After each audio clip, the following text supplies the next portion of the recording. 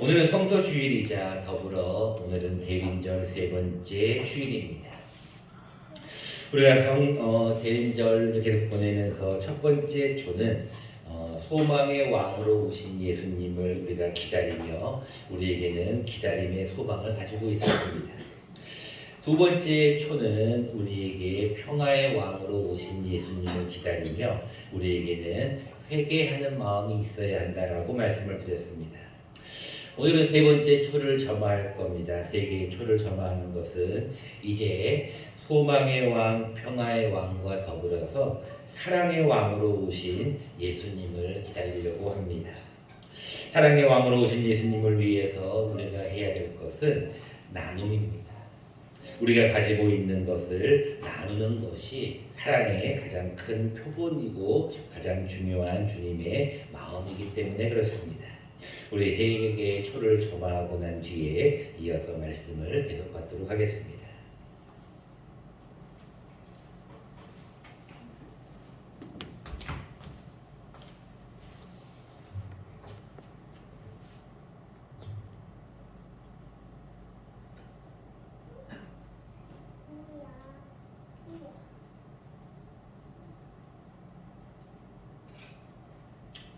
세 개 초가 점화되었습니다. 기도하겠습니다. 사랑의 왕으로 오신 주님, 우리가 다시 한번 세 개의 초를 점화하면서 이 땅에 사랑을 베풀기 위하여 오신 예수님의 모습을 다시 한번 기다리며 기도합니다. 이제 모성탄을 맞이하기 위하여 우리가 준비하는 이 시기에 다시 한번 초에 켜져 있는 주님의 그 사랑의 마음을 다시 한번 깨닫기를 원합니다. 사랑의 왕으로 오신 그 예수님을 위하여서 우리도 다른 사람을 섬기며 나눌 수 있는 우리 모두 되기를 원합니다. 말씀이 유진이 되어 우리 가운데 거하심에 우리가 그 영광을 보니 아버지의 독생자의 영광이요 은혜와 진리가 충만하다고 말씀하였습니다. 아버지의 독생자의 영광을 우리가 나누기를 원합니다. 우리가 혼자 하는 것이 아니라 이 귀한 사실을 이웃들에게도 전할 수 있는 귀한 한 주간 될 줄 믿고 감사드리오며 이 모든 말씀 예수님 이름으로 기도합니다. 아멘.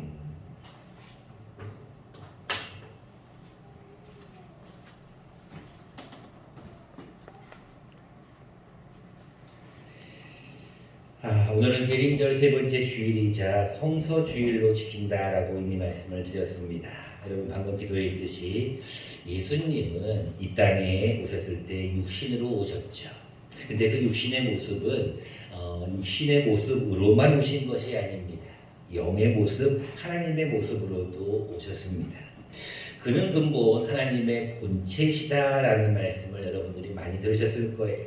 본체라는 것은 같은 몸이라는 거죠. 즉 예수님은 하나님이셔요. 그리고 예수님은 하나님인과 동시에 사람입니다. 그래서 인자라는 얘기를 계속 예수님이 말씀하시죠.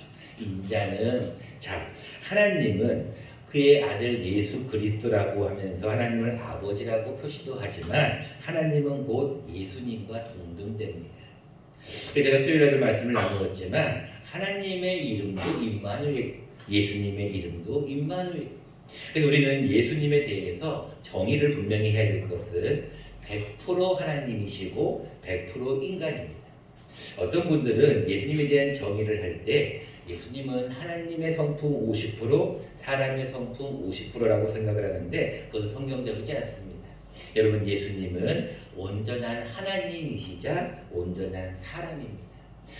그런데 예수님은 100% 하나님이시고 100% 인간인과 동시에 그 모습을 드러내기 위하여 여러 가지 모습으로 보이시는데 그 중에 하나가 무엇이냐? 곧 말씀이에요. 즉 여러분들이 아시는 요한복음 1장 1절에 보면 이런 말씀이 있어요. 여러분들이 다 아시는 말씀이니까 태초에 말씀이 계시니라. 여러분 다 아는 말씀이죠. 태초에 말씀이 계시는데 이 말씀이 누구와 함께 계셨냐면 하나님과 함께 계셨어요. 그러면서 뭐라고 말씀하시냐면 이 말씀은 곧 누구라고 기록합니까? 하나님이라고 기록해요. 자, 여러분들 이제 이게 말씀이 이어지게 되는 겁니다. 예수님이 곧 하나님이시다. 예수님의 이름이 임마누엘과 동시에 하나님의 이름도 임마누엘이다. 하나님이 곧 말씀이다라고 말씀하셨던 것처럼 예수님도 말씀으로 임하시게 돼요. 그리고 우리가 잠깐 제가 기도했지만 말씀이 육신이 되어 오신 분이 바로 예수님이라는 것이에요. 결국은 예수님은 어떤 모습으로 우리에게 임하시느냐, 곧 말씀으로 임하시는 분이 예수님이다라는 것을 기억하면 좋겠습니다. 말씀으로 임하신 그 예수님과 오늘 유대인들과 논쟁이 벌어집니다. 그 논쟁이 무슨 논쟁이냐면 38년 된 병자를 예수님께서 고치셔요. 근데 어떻게 고치시냐면 안식일에 고치십니다. 무엇으로 고치냐면 내 상을, 내 자리를 들고 걸어가라라고 명령을 해요. 그 얘기를 들은 38년 된 병자가 베데스다 연못가에서 벌떡 일어나서 나갑니다. 근데 그 날이 안식일인 거예요. 그래서 유대인들이 예수님과 막 논쟁을 벌이는 내용이 오늘의 본문의 내용입니다. 유대인들의 주장을 한마디로 이렇게 얘기합니다. 18절을 보겠습니다. 본문은 아니지만 5장 18절입니다. 유대인들이 이로 말미암아 더욱 예수를 죽이고자 하니 그 이유가 나옵니다. 이는 안식일을 범할 뿐만 아니라 하나님을 자기의 친아버지라 하여 자기를 하나님과 동등으로 삼으심이로라. 자, 여러분, 예수님이 곧 하나님이심을 우리가 인정하고 있지만, 지금은 인정을 하고 있지만, 그 당시에 유대인들은 하나님은 거룩하신 하나님이시고 그들은 하나님을 믿고 있었어요. 그러나 예수 그리스도를 믿지 않는 상황에서 하나님의 아들이다, 자신이 하나님이라고 주장하는 예수를 믿지 않는 상황에서 유대인들은 계속해서 예수님을 공격하는 거예요. 그것도 율법을 범했어요. 안식일에 하지 말아야 될 일을 했어요. 그리고 자기를 하나님과 동등으로 여기는 것을 보고 이제 예수님과 계속해서 논쟁하는 내용이 오늘의 본문입니다. 예수님은 이렇게 얘기합니다. 나의 심판은 의롭다라고 기록하고 있습니다. 30절 말씀입니다. 내가 아무것도 스스로 할 수 없노라. 듣는 대로 심판하노니 나는 나의 뜻대로 하려 하지 않고 나를 보내신 이의 뜻대로 하려 함으로 내 심판은 의로우니라. 즉 예수님은 뭐라고 얘기하시냐면 유대인들이 야, 너가 하나님의 아들이고 하나님이 너의 아버지고 하나님과 너와 동등되다고 그게 말이 돼? 라고 유대인들이 계속 얘기를 하자 예수님은 이렇게 얘기하는 거예요. 나는 내가 하는 모든 심판은 내 뜻대로 하는 것이 아니야. 나는 나를 보내신 이의 뜻대로 하기 때문에 내 심판은 의롭다라고 본문은 기록하고 있습니다. 그러면서 나 자신은 참이다. 내 자신은 어떤 거짓이 아니라 참인 이유를 얘기하는데 그 참인 이유가 나를 증언하는 이가 따로 있기 때문이다 라고 말씀합니다. 32절입니다. 나를 위하여 증언하시는 이가 따로 있으니 나를 위하여 증언하시는 그 증언이 참인 줄 아노라. 무슨 얘기냐면 지금 내가 말하는 이 증언 이것이 나는 참이라고 하는데 그 이유는 나를 위하여 증언하는 이가 내가 아니라 누군가가 따로 있다라는 것을 얘기하는 거예요. 그러면서 그 증언을 두 가지를 얘기하는데 첫 번째 증거는 세례 요한입니다. 세례 요한에 대한 얘기를 하면서 사가랴와 엘리사벳을 통하여 낳은 세례 요한, 지난 주일에 우리가 말씀을 나누었죠. 마리아가 엘리사벳에게 갔던 이 세례 요한, 엘리사벳의 태중에 있는 아이에게 무난하였던 이 세례 요한이 어떤 자인가, 그게 나에 대해서 증언하는 자다라는 얘기를 하는 거예요.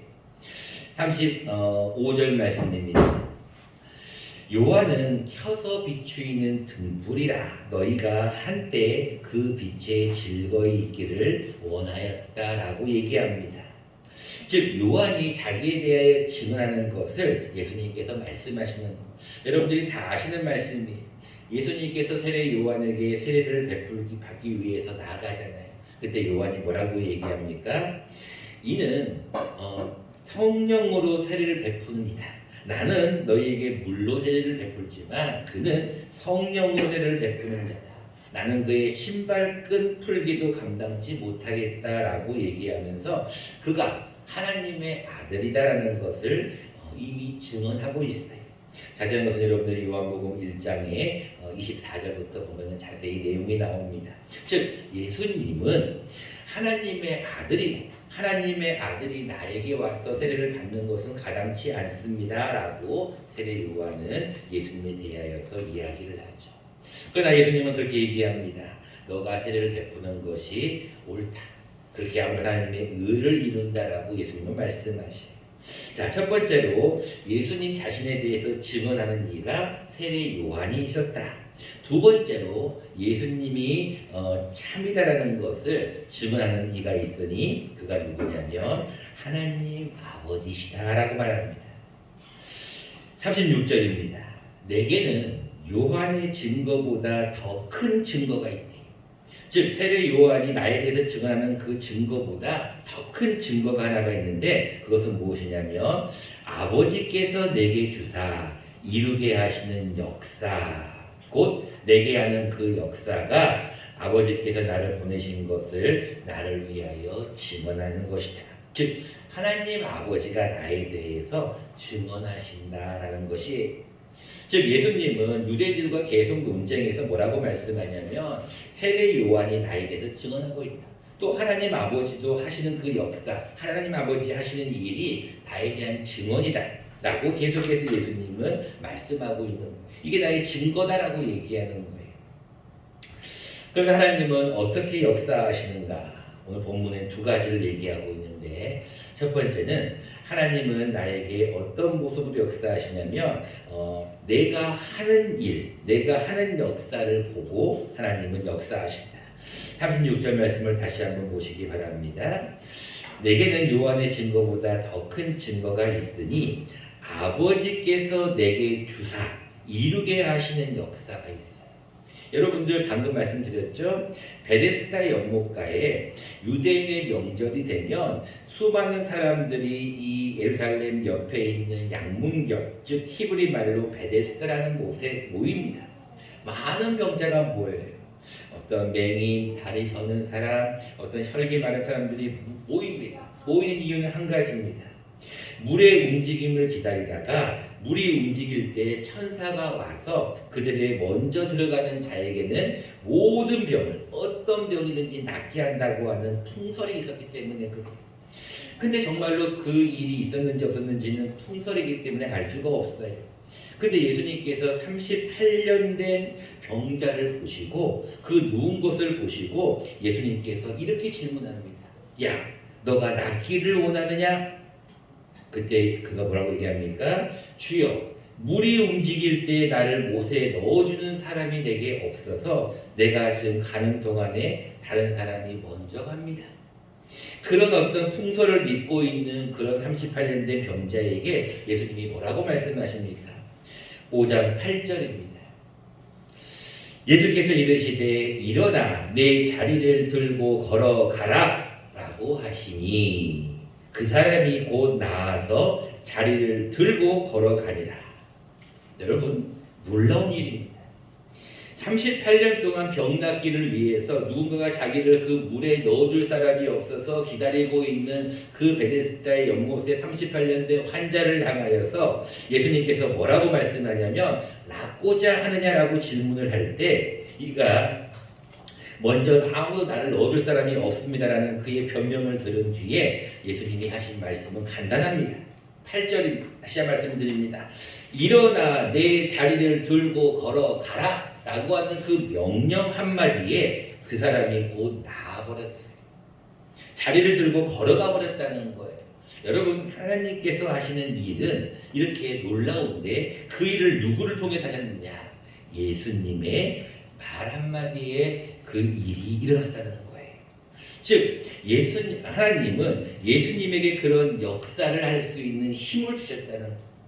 하나님은 예수님에게 하나님께서 할 수 있는 그 일을 아들에게도 행할 수 있는 권능을 주었다는 거예요. 그래서 여러분들 예수님께서 그 병자를 고쳐버린 말씀 한마디로 고쳐버리는 일을 보고 하나님이 하시는 거다라고 말씀합니다. 두 번째입니다. 하나님이 하시는 일은 예수님을 통하여서 하시는 역사와 더불어서 성경을 우리에게 주었다는 것입니다. 37절입니다. 또한 나를 보내신 아버지께서 친히 나를 위하여 증언하셨는데 너희는 아무 때에도 그 음성을 듣지 못하고 형상을 보지 못하였다. 여러분 누구나 다 그렇습니다. 하나님의 음성을 듣지 못하고 하나님의 형상을 보지 못하였는데 뭐가 우리에게 임하였냐면 그 말씀이 너희 속에 거하지 아니하니 이는 그가 보내신 이를 믿지 아니합니다. 말씀이 너희에게 있지 않기 때문에 너희가 하나님을 보지도 못하고 음성을 듣지도 못한다는 거예요. 그러면서 39절 말씀에 뭐라고 회육하냐면 너희가 성경에서 영생을 얻는 줄 생각하고 성경을 연구하는데 너희가 연구하는 이 성경은 다 구약 성경이다. 그런데 이 성경이 무엇에 대하여 증언하느냐? 39절 후반절입니다. 이 성경은 곧 내게 대하여 증언하는 것이다. 성경이 증거라는 거예요. 성경이 누구를 증언하고 있냐면 나를 증언하고 있다는 거예요. 즉 하나님은 예수님을 통하여서 이렇게 일하게 하시는 병자를 고칠 수 있는 능력도 주시지만 예수님에 대하여 증언을 무엇으로 주시냐면 이 성경을 통해 주신다는 거예요. 결국은 유대인들이 이 성경을 너희가 믿지 아니하고 즉 나에 대해 증거하는 이 성경을 믿지 아니하고 하나님을 사랑하지 않는 너희들이 결국은 잘못되었다라고 예수님은 자신의 논쟁의 결론을 냈습니다. 그러면서 한마디를 더하죠. 너희가 그렇게 믿고 따르는 모세, 너희가 그렇게 믿었던 모세를 너희가 정말로 믿는다면 왜 나를 믿지 않느냐? 46절입니다. 모세를 믿었더라면 또 나를 믿었으리니 이는 그가 내게 대하여 기록하였다. 그러나 그의 글도 믿지 아니하거든 어찌 내 말을 믿겠느냐라고 하면서 예수님께서 유대인들에게 한 번 더 논쟁을 결론을 냈습니다. 자, 우리가 오늘 본문을 통하여서 하나님 자신인 예수님에게 예수님의 능력, 예수님의 권능을 주신과 더불어서 또 한 가지를 주신 것이 무엇이냐면 바로 이 성경이라는 거예요. 성경은 예수님에 대하여 증언하신 것인데 이 성경을 받은 우리는 지금 해야 될 일이 무엇인가? 우리가 이 성소주의를 맞이하여서 한번 생각해 보려고 합니다. 첫 번째입니다. 우리가 성경이 과연 무엇인가를 정확하게 알 필요가 있어요.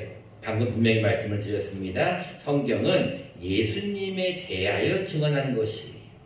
여러분 구약 성경을 여러분 뭐라고 생각하십니까? 어떤 사람들은 구약 성경은 하나님의 창조 이야기, 어떤 율법 이야기, 선지자 이야기 이렇게 얘기를 합니다. 그런데 조금 더 정확하게 말씀을 드리면 여러분들이 성경의 맥을 좀 잡으면 성경이 굉장히 재밌는데 성경의 맥은 간단합니다. 구약의 성경은 무엇이냐면 오실 메시아에 대한 내용이 구약이에요. 간단합니다. 구약 성경은 무엇에 대해서 기록하고 있습니까? 오실 메시아에 대해서 앞으로 다가올 메시아에 대한 기록이 구약 성경이에요. 그럼 신약 성경은 뭐예요? 오실 메시아에 대한 기록이 신약 성경이에요. 여러분 구약의 39권을 많은 사람들은 이렇게 정의를 합니다. 율법서가 있습니다. 모세오경의 율법서, 또 여호수아부터 에스더까지 역사서가 있습니다. 또 욥기부터 아가서까지 시가서가 있습니다. 그리고 대선지자서, 소선지자서 같은 선지자서가 있습니다. 라고 여러분들 구분하는 분들이 있어요. 맞는 얘기예요. 근데 결국은 모세오경부터 해서 선지자들이 하는 이야기의 결론은 뭐예요? 이제 곧 메시아가 올 것이라는 거예요. 이제 곧 다가올 메시아, 누구에 대한 얘기입니까? 예수 그리스도에 대한 이야기를 미리 예언하고 있는 내용이에요. 근데 그 내용을 유대인들은 믿지 않는 거예요.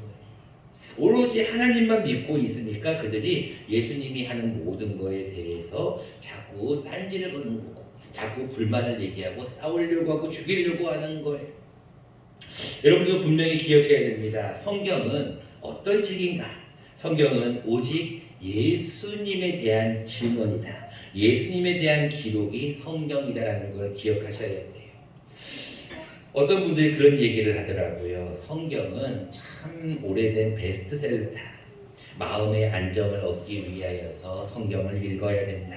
성경을 읽으면 참 마음의 양식이 되고 성경을 읽으면 마음이 편안해지고 더 나아가서 성경을 읽으면 잠이 잘 온다. 이렇게 얘기하면서 성경을 많이 읽는 분들이 있습니다. 근데 여러분, 성경은 고전 베스트셀러가 아닙니다. 성경은 히스토리, 그의 역사에 대한 이야기입니다. 그의 이야기에 대한 말씀이. 성경은 예수 그리스도의 모든 것이 포커스가 맞춰진 그분의 이야기. 여러분, 성경을 어떤 하나의 교양 서적이나 성경을 어떤 우리가 꼭 읽어야 될 필독서로 생각하면 안 돼요. 성경은 어떤 성경책이냐? 예수님에 대한 책임을 우리가 꼭 기억을 해야 됩니다.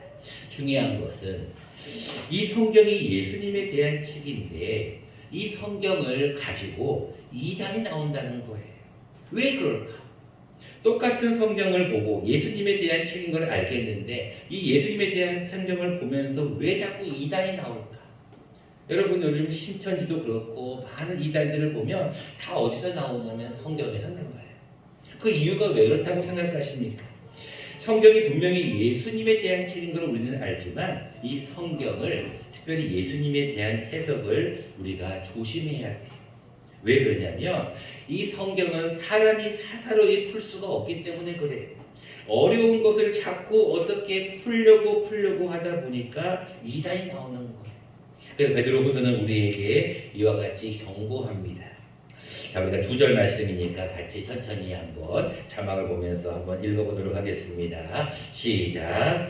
먼저 알 것은 성경의 모든 예언은 사사로이 풀 것이 아니니. 그 다음, 예언은 언제든지 사람의 뜻으로 낸 것이 아니요 오직 성령의 감동하심을 받은 사람들이 하나님께 받아 말한 것입니다. 아멘. 여러분, 성경을요 사사로이 풀면 안 돼요. 즉, 여러분들 예수님에 대한 이야기다라고 하는데 예수님에 대한 것을 자기 마음대로 해석을 해서는 안 된다는 거예요.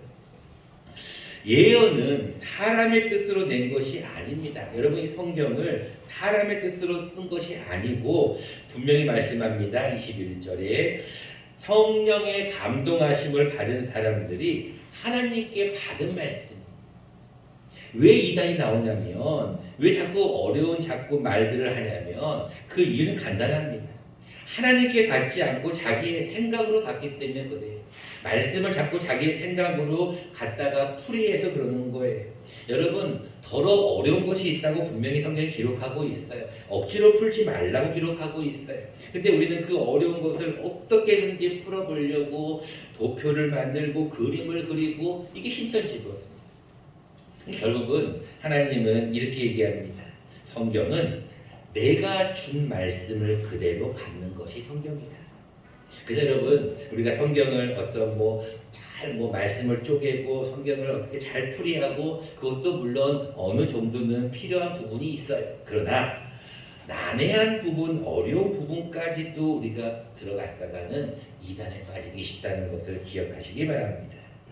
저는 그런 의미에서 2018년도 11월 달에 했던 성경 필사가 굉장히 우리에게는 유익하다고 생각합니다.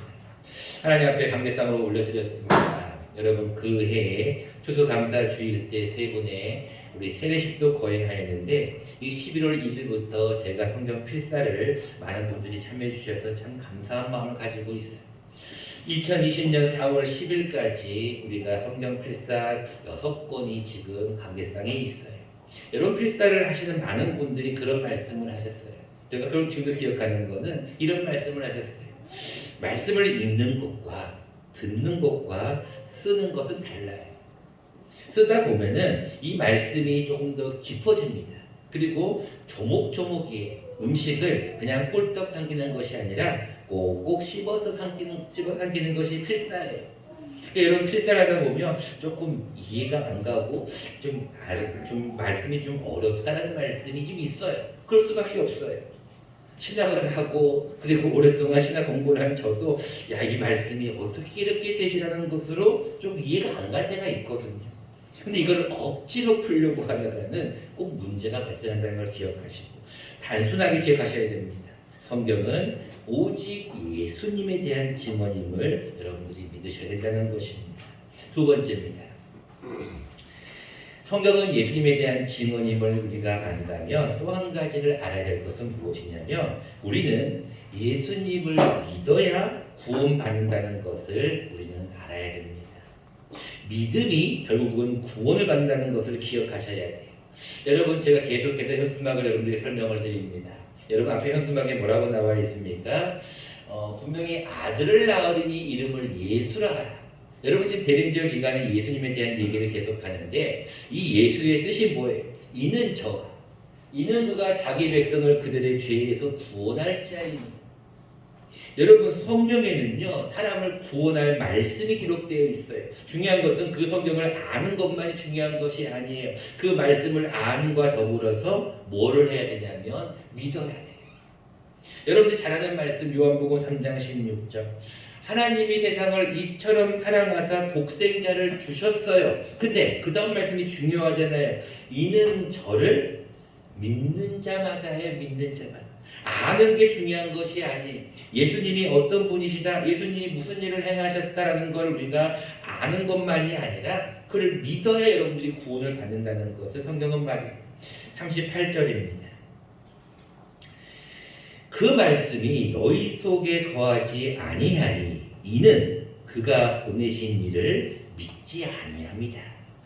여러분들 말씀이 여러분 속에 거하지 않으면 말씀이 튕겨나가요. 여러분 설교할 때도 여러분들은 잘 모르시겠지만 설교할 때도 여러분들이 말씀을 잘 받고 있는지 말씀을 그냥 건성으로 듣고 있는지 말씀을 그냥 빨리 지나갔으면 좋겠다고 듣고 있는지 다 보여요. 그분들은 말씀을 받고 튕겨나가는 분들이죠. 근데 말씀을 사모하는 분들은 그렇지 않아요. 마찬가지 유대인들이 말씀이 거하지 않으니까 믿지 않는 거예요. 44절 말씀을 보시기 바랍니다. 너희가 서로 영광을 취하고 유일하신 하나님께로부터 오는 영광은 구하지 아니하니 어찌 나를 믿을 수 있겠느냐. 너희가 사람의 영광을 취하고 하나님께로부터 오는 영광은 구하지 않고 있으니 어찌 나를 믿을 수 있겠느냐. 계속해서 예수님은 뭐라고 말하냐면 너희가 나를 믿지 않는다는 거예요. 마지막 47절도 보시기 바랍니다. 그러나 그의 글도 믿지 아니하거든 어찌 내 말을 믿겠느냐. 여러분 성경은 우리에게 구원에 이르는 수많은 방법을 말하지 않습니다. 한 가지입니다. 다른 이로서는 구원을 얻을 수 없나니 천하 인간의 구원을 얻을 만한 다른 이름을 우리에게 주신 일이 없어요. 오직 한 가지 예수님 외에는 구원을 얻을 수가 없다는 거예요. 근데 그 예수님을 여러분들이 뭐 해야 돼요? 믿어야 된다는 거예요. 이것이 성경에 기록되어 있는 말씀이라는 것입니다. 우리가 잘 아는 요한복음 1장 14절 아까도 말씀드렸지만 말씀이 육신이 되어 오신 분이 예수님이기 때문에 우리는 이 말씀을 잘 믿는 것이 우리가 구원받는 비결임을 꼭 기억하시기 바랍니다. 그런데 우리 디모데후서 3장 15절 말씀을 자막을 보면서 같이 한번 읽어보도록 하겠습니다. 시작. 또 어려서부터 성경을 알았나니 성경은 능히 너로 하여금 그 예수 안에 있는 믿음으로 말미암아 구원에 이르는 지혜가 있게 하느니라. 아멘. 여러분 성경이 여러분들을 구원에 이르는 지혜를 주신다는 거예요. 여러분 구원에 이르는 지혜는 다른 데 있는 것이 아니라 성경이 여러분들로 하여금 그를 믿기만 하면 구원을 받는다는 사실을 증거하고 있어요. 또 코로나 이야기를 안 할 수가 없습니다. 여러분 얼마나 많은 숫자의 지금 확진자가 나옴을 제가 말씀드리지 않아도 알고 있을 것입니다. 더 걱정스러운 것은 중위중증 환자와 더불어 사망자에 대한 소식입니다. 여러분 가만히 한번 생각을 해보세요. 여러분들 제가 아는 교회에도 지금 확진자가 막 나왔다고 그러는데 여러분 갑자기 우리의 사랑하는 부모님이 사랑하는 자녀가 갑자기 죽어버린 거예요. 근데 그 숫자가 하루에 막 80명, 70명 이렇게 죽는 숫자가 막 늘어난다는 거예요. 여러분 그냥 하루에 몇 명, 한두 세 명이 아니라 7, 80명이 하루에 죽는다고 생각을 해보세요. 적은 숫자가 아니잖아요. 여러분 하루에 7,000명 이상이라는 숫자가 여러분 적은 숫자가 아니잖아요. 근데 그 많은 사람들이 물론 확진이 걸렸다가 치료받고 나오면 감사하지만 돌아가시게 되면 어떻게 되는 거예요. 근데 결국은 그 돌아가시는 분들이 갑작스럽게 돌아가시면 여러분들 코로나에 걸리시 돌아가신 분들은 이렇게 장례를 치를 수가 없잖아요. 3일장을 치를 수가 없잖아요. 근데 그분들이 예수님을 믿었다면 얼마나 감사해요. 천국 갈 수 있잖아요. 근데 예수님을 안 믿는 분이 갑작스럽게 그렇게 가버리셔봐요. 어떻게 그들이 천국을 갈 수 있겠냐는 거예요. 저는 그런 걸 생각할 때마다 여러분들이 기회 있을 때 때를 얻든지 묻었든지 이 성경의 말씀을 잘 빨리 증거하는 것이 중요하다고 생각을 합니다. 말씀을 맺고자 합니다. 저는 이 성경을 가끔씩 볼 때마다 그런 생각이 들어요. 초창기 때 선교사들이 우리나라에 와서 정말로 어떤 외국 사람에 대한 혐오가 극한에 달했을 때 그들이 우리나라에 와가지고 말도 안 통하는 그들이 우리에게 복음을 증거할 때 그들이 이 성경을 조선말로 한국말로 번역을 해주었을 때 우리는 사실 감사할 줄 별로 몰랐어요. 여러분들 성경이 한글로 번역되는 거에 대해서 우리는 그냥 그러려니 그들이 당연히 해야 할 일을 하는 거라니 생각을 합니다. 그런데 여러분 만약에 이 성경이 한글로 번역이 안 됐다면 우리가 어떻게 복음을 받아들일 수 있겠어요? 그리고 여러분들 한글이 번역된과 더불어서 이 성경이 보급되지 않았다면 대한성서 공회를 통하여서 이렇게 퍼지지 않았다면 우리에게 이렇게 성경 한 권이 들어오기가 이렇게 쉽지 않았을 거라고 생각합니다. 저는 이 성경을 읽을 때마다 그런 감사가 있어요. 누군가가 우리를 위하여서 이렇게 수고해서 개역 한글판, 개역 개정판으로 결국은 바뀌면서까지 성경을 주신 것은 하나님의 은혜라고 생각합니다. 마찬가지입니다. 여러분들도 이제는 성경을 값없이 받았기 때문에 이 성경, 예수님에 대하여 증언한 이 성경 말씀을 여러분들이 증언하셔야 돼요. 알려주어야 돼요. 예수님을 믿어야 구원을 받는다더라. 그것이 성경에 기록이 되었다는 것을 여러분들이 주위 사람들에게 알릴 필요가 있다고 생각합니다. 그것이 이 성서 주일의 참된 의미다라고 생각합니다.